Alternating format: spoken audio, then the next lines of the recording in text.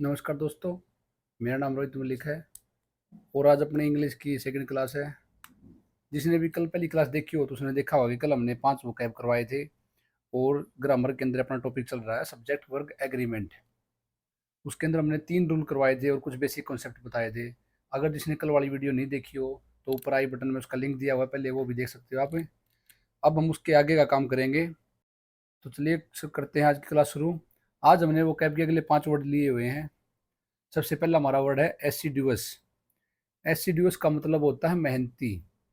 आज हमने क्या किया, कल हमने सिर्फ वोकैब का हिंदी में मीनिंग लिखा था, लेकिन उसके साथ हमने आज एक वर्ड और इंग्लिश का लिखा है, ताकि आपको एक के साथ एक और इंग्लिश का वर्ड याद हो जाए, जिससे आपकी वोकैब और अच्छी हो। सबसे पहला वर्ड है एसिडुअस। एसिडुअस का मतलब होता है मेहनती और इसका सिनोनियम होता है डिलीजेंट। डिलीजेंट का मतलब भी मेहनती होता है। एसिडुअस को हम कैसे लिख सकते हैं, देखो एसिडुअस, यहाँ से अगर ट्रिक बनाए इसकी अलग अलग करें, एसी से बन जाएगा एसी। ड्यूस को हम दुआ लिख सकते हैं, दुआ। तो इसको कैसे लिखेंगे, ऐसी दुआ दो कि हम मेहनती हो जाएं। यहाँ से जब भी आपको एग्जाम के अंदर ऐसी ड्यूस दिखेगा तो आपके दिमाग में आएगा कि ऐसी दुआ दो कि हम मेहनती हो जाएं। ऐसी ड्यूस का मतलब हो गया मेहनती और इसको डिलीजेंट भी कहते हैं। अगला वर्ड है अटरली। अटरली का मतलब होता है संपूर्ण, पूरा, मतलब कि कंप्लीट। तो अटरली को हम कैसे लिख सकते हैं, जो रात पी थी सुबह सारी ओब्लिक संपूर्ण उतर ली। समझ रहे हो, अटरली को लिख सकते हैं जो रात पी थी सुबह सारी उतर ली। तो यहाँ से सारी और संपूर्ण आपके इसका मीनिंग पता चल जाएगा। अटरली का मतलब होगा संपूर्ण, पूरा और कंप्लीट। जैसे देखो, आपको आज एक वर्ड के साथ एक उसका सिनोनिम भी याद करने को मिलेगा। जैसे अटरली का कंप्लीट हो गया, एसिडियस का डिलीजेंट हो गया, ठीक है। इससे आपके वोकैब और इंप्रूव होगी। तीसरा वर्ड है अबोमिनेबल, जिसका मतलब होता है घृणास्पद, वेरी बैड। अबोमिनेबल को हम कैसे लिख सकते हैं, देखो अबो का बन जाएगा अब, यहाँ से मीना वर्ड आ रहा है, मीना और एबल, तीनों को अलग अलग करके लिखेंगे। अब मीना एबल हो गई तो उसका व्यवहार घृणास्पद हो गया। इसको हम कैसे कर सकते हैं कि मान लो पहले मीना कोई लड़की है जो पहले बेरोजगार थी, तो मतलब उसका व्यवहार थोड़ा सोबर था, अच्छा था सबके लिए। लेकिन जैसे ये कोई अच्छी नौकरी लग गई तो उसके अंदर घमंड आ गया और उसका व्यवहार जो घृणास्पद हो गया। तो इसको ऐसे आप लाइन बना के याद कर सकते हैं, अब मीना एबल हो गई तो उसका व्यवहार घृणास्पद हो गया। अगला वर्ड है ओगिरी, जिसका मतलब होता है आभास, संकेत। इसका हम बनाएंगे ट्रिक है, ओमैन। ओगिरी का सिनोनियम भी होता है ओमैन। ओमैन का मतलब भी यही होता है आभास और संकेत। यहाँ से आपको उसका एक सिनोनियम भी याद हो जाएगा। एक लाइन बनाओ, ओ मैन ओ गिरी और तुम्हें आभास भी नहीं हुआ। समझ रहे हो, ओ गिरी, ओ गिरी और तुम्हें आभास भी नहीं हुआ। तो यहाँ से जब भी आपको ओ गिरी दिखेगा तो आभास आपके माइंड में स्ट्राइक करेगा। अगला वर्ड है डिलज। डिलज का मतलब होता है बाढ़, फ्लड। इसको कैसे लिख सकते हैं, देखो डिलज से दहलीज वर्ड थोड़ा मिल रहा है, आवाज जैसी आ रही है ना, डिलज दहलीज। तो इसको लिख सकते हैं दहलीज तक फ्लड, बाढ़ आ गई। तो जब भी आपको डिलज दिखेगा तो आपको माइंड में आएगी दहलीज तक बाढ़ आ गई। तो यहाँ से इसका मतलब हो जाएगा बाढ़ या फ्लड।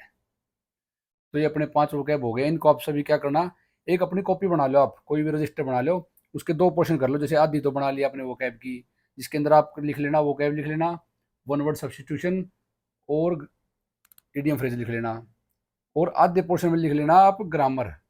ठीक है, ताकि ये ना भी आप नोट्स बनाओगे साथ के साथ, तो आपको जैसे एक बार तो मैंने रिवाइज करवा दिया, अब आप बनाओगे तो आपको दोबारा रिवाइज हो जाएगा, तो आपको ज़्यादा टाइम देने की जरूरत नहीं पड़ेगी। उसके बाद क्या आगे आप एक बार और जब टाइम मिले आप इसको रिवाइज कर लेना।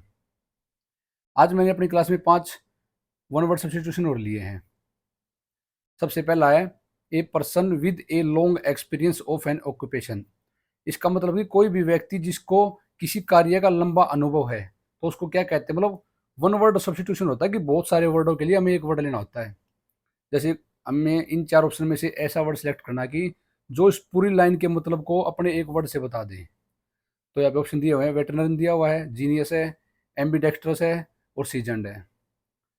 तो यहाँ पर अपना आंसर हो जाएगा वेटरन, क्योंकि वेटरन को हिंदी में अनुभवी कहते हैं।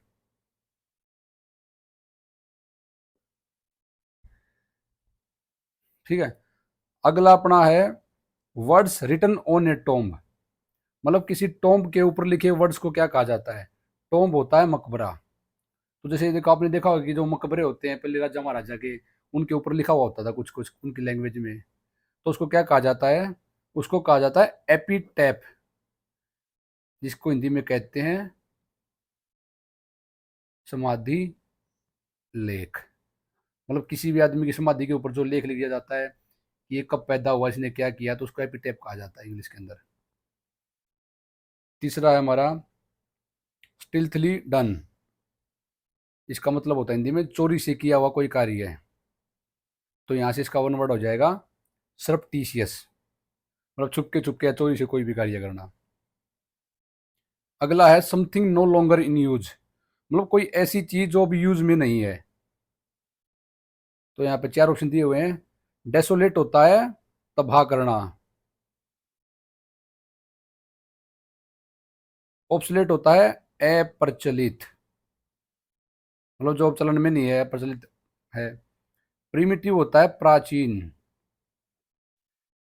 ठीक है। देखो अब आप मतलब आप जब भी ये करोगे इनके हिंदी वर्ड लिख लेना आप। इससे क्या होगा कि आपको आपकी वो कैब जो और अच्छी हो जाएगी। जैसे हमने अभी यहाँ पे किया 3 वर्ड्स किए, तो इनका मतलब पता चल गया। अब अगर आप डायरेक्ट रट्टा मारोगे कि भाई समथिंग नो लॉन्गर यूज, तो इसका मतलब होता है अप्रचलित होता है, ये ऑब्सोल्यूट है। आपको सिर्फ ये पता चलेगा। लेकिन आप इसके हिंदी में वर्ड करोगे ना, तो आपकी वो कैब और इंप्रूव होगी और इंग्लिश भी आपकी अच्छी हो जाएगी। जैसे 3 वर्ड और हमने यहाँ से याद कर लिए, तो हमारे आज के कितने वर्ड हो जाएंगे ऐसे देखा जाए तो?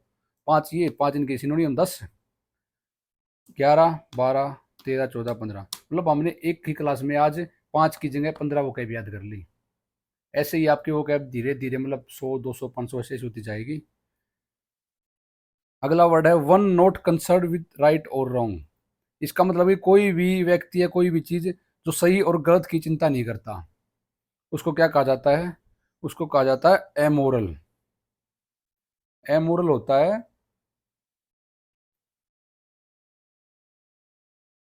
नीतिहीन, मतलब कोई भी ऐसा व्यक्ति जिसकी कोई नीति नहीं है उसको नीतिहीन कहा जाता है। और मोरल होता है नैतिक। इमोरल हो जाएगा अनैतिक। ठीक है, आप ऐसे याद कर सकते हो सभी वर्ड्स की मीनिंग लिख के, इससे आपकी इंग्लिश अच्छी हो जाएगी। और इमोर्टल होता है अमर। आपने पढ़ा भी होगा कि मैन इज मोर्टल, मतलब मैन इज मोर्टल, मैन मर सकता है, मरणशील है। तो उसका एंटोनियम हो जाएगा इमोर्टल, अमर। ये तो अपना हो गया वो कब का पोर्शन। अब हम करते हैं अपना ग्रामर वाला पोर्शन। ग्रामर में जिसने अपनी पहली क्लास देखी होगी उसने देखा होगा कि हमने सब्जेक्ट वर्ब एग्रीमेंट का जो अपना चैप्टर चला हुआ उसके 3 रूल वहाँ पे किए थे। अगर जिस भी साथी ने वो क्लास मिस कर दिया, नहीं देखी है, तो ऊपर जो अपना यहाँ पे देखो आई बटन आ रहा होगा, उस पर आप क्लिक करके दोबारा से उस वीडियो को देख सकते हैं और तब इसके आगे रूल करना। तो सबसे पहले अपना रूल होगा, if two singular noun are joined with and then the verb is plural. ये क्या करना चाह रहा है कि अगर दो सिंगुलर नाउन, नाउन क्या होता है? नाउन एक नेमिंग वर्ड होते हैं जिनका इस्तेमाल किया जाता है किसी भी पर्सन, प्लेस या वस्तु को नाम देने के लिए। समझ गए? जैसे नाउन का चैप्टर आएगा उसके अंदर आपको डीपली समझाया जाएगा कि नाउन क्या होता है, कितने इसके पार्ट होते हैं। जैसे नाउन के 5 पार्ट होते हैं, उसकी ट्रिक आपको बताई जाएगी कि जैसे CPMCA बोलते हैं उसको। सी से कलेक्टिव, पी से प्रॉपर, एम से मटेरियल, मतलब इस टाइप से उसी चैप्टर में बता देंगे। अभी आपको बता नहीं रहे, अभी ब्रीफ सा बताया है कि नाउन क्या होता है। तो हमारा रूल है कि if two singular noun are joined with and then the verb is plural. अगर दो सिंगुलर नाउन को एंड के साथ जोड़ा जाएगा तो वो दो की तरह गिने जाएंगे और उसके लिए वर्ब जो प्लूरल आएगी। जैसे Rahul and Anita dash gone home. अब दो वर्ब दे रखे ऑप्शन में, यहाँ है जो रहे क्या आएगा देखो। राहुल एक सिंगुलर नाउन हो गया, सिंगुलर नाउन हो गया। अनीता भी सिंगुलर नाउन हो गई। अब देखो 1+1 2 हो गया ना। अगर हमने क्या पढ़ रखा कि एक के लिए तो वर्ब आएगी सिंगुलर, लेकिन एक से ज्यादा के लिए प्लूरल आएगी। तो यहाँ पे एक और एक मिलकर दो हो गए, तो दो के लिए वर्ब क्या आएगी? प्लूरल आएगी, जो कि हैव आ जाएगी यहाँ पे। सेम ऐसे अगला एग्जाम्पल दे रखा है, a computer and a printer dash been installed. एक कंप्यूटर तो ये हो गया सिंगुलर नाउन, एक प्रिंटर जो सिंगुलर नाउन हो गया, तो एक और एक मिलकर दो हो गए, दो के लिए क्या आएगी? प्लूरल वर्ब आएगी। तो यहाँ पे हैव आ जाएगा। अगला रूल अपना, if those singular noun are joined with and but before them there is each or every, मतलब ऐसे वर्ड्स अगर जोड़ रखे हैं then it takes singular verb. ये क्या कहना चाह रहा है कि अगर मान लो दो सिंगुलर नाउन एंड के साथ जुड़े हुए हैं और दोनों नाउन से पहले ईच और एवरी वर्ड दे रखा ना, तो वहां पर जो वर्ब है वो सिंगुलर आएगी। समझिए कैसे। जैसे एग्जांपल है each officer and each manager dash invited. अब यहाँ पे क्या है कि ईच का मतलब होता है प्रत्येक की बात करना, ये हर सिंगुलर व्यक्ति की बात कर रहा है। अगर सिंगुलर व्यक्ति की बात करेगा तो सिंगुलर वर्ब आएगी। तो each officer and each manager is invited.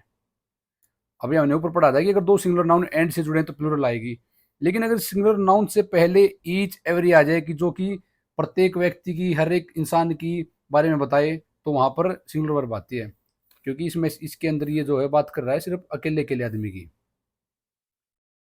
अगला रूल है the duty of every boy and every girl dash to respect their parents.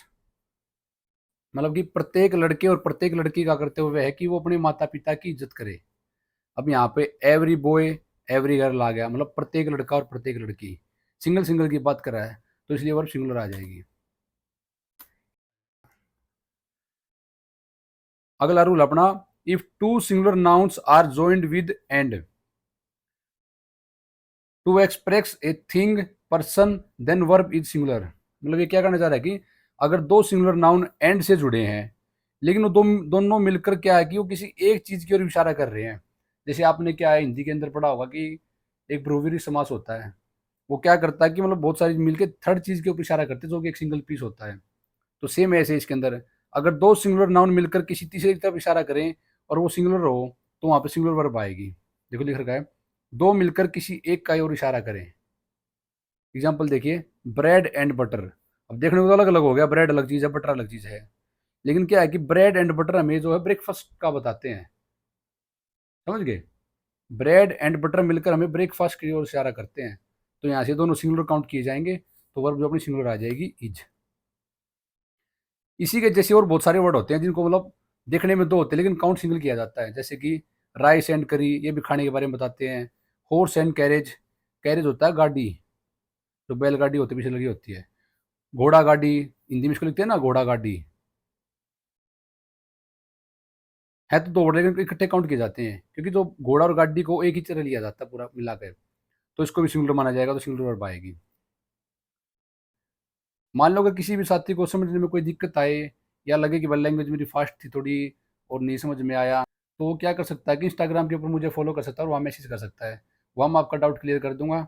और साथ ही जिसको भी जो हम काम करते हैं डेली वाला, इसकी पीडीएफ चाहिए, तो वो जो टेलीग्राम ग्रुप को ज्वाइन कर लो, टेलीग्राम के ऊपर इसका आपकी पीडीएफ मिल जाएगी। आप अपनी नोट्स भी बना लेना इसके साथ साथ, या फिर सेम इसको प्रिंट निकाल के इसकी प्रैक्टिस कर सकते हो। अगला अपना रूल है if the subject of a sentence is each either neither then it takes singular verb. ये क्या कह रहा है कि अगर किसी वाक्य का कर्ता जो है ईच हो, इधर हो, नीदर हो, तो हमेशा वो सिंगुलर वर्ब लेगा। एग्जांपल देखिए आई इनवाइटेड टू गेस्ट, मैंने दो गेस्टों को बुलाया, बट नीदर डैश कम।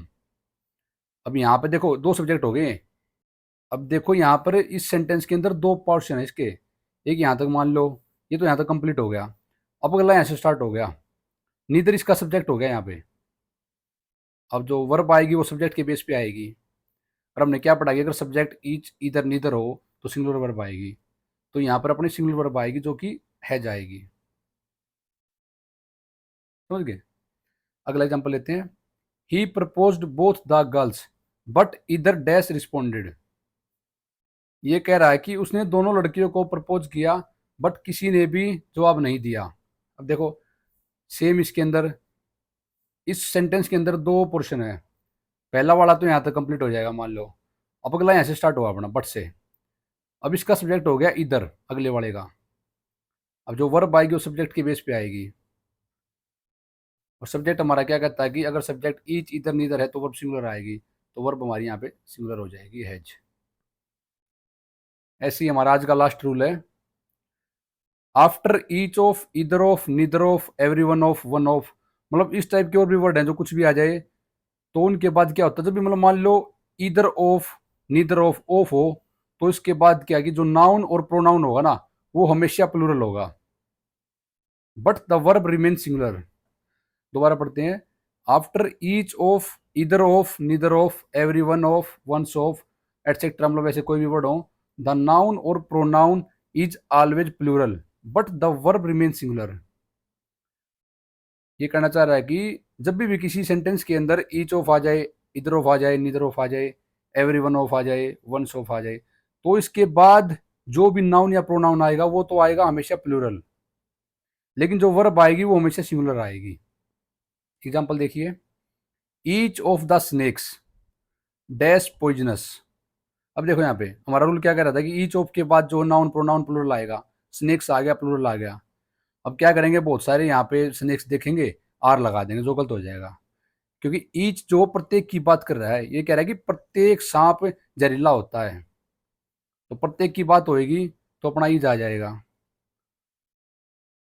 अगला है one of them dash topped in exam. उन सब में से प्रत्येक ने एग्जाम के अंदर टॉप किया। रूल के अकॉर्डिंग देखो, वन ऑफ के बाद देम आ गया, प्लूरल आ गया यहाँ पे, लेकिन जो वर्ब क्या, हमारी रूल क्या कहता है, वर्ब जो आएगी सिंगुलर आएगी, तो वर्ब सिंगुलर क्या आ जाएगी, हैज आ जाएगा यहाँ पे। तो दोस्तों देखो, हमने सब्जेक्ट वर्क एग्रीमेंट के अंदर अपने 8 रूल कर लिए हैं, और ये अपने आज दूसरी क्लास थी।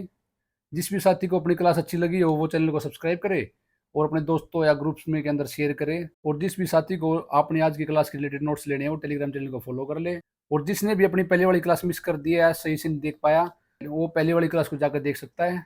मिलते हैं अगली क्लास के अंदर। जय हिंद, धन्यवाद।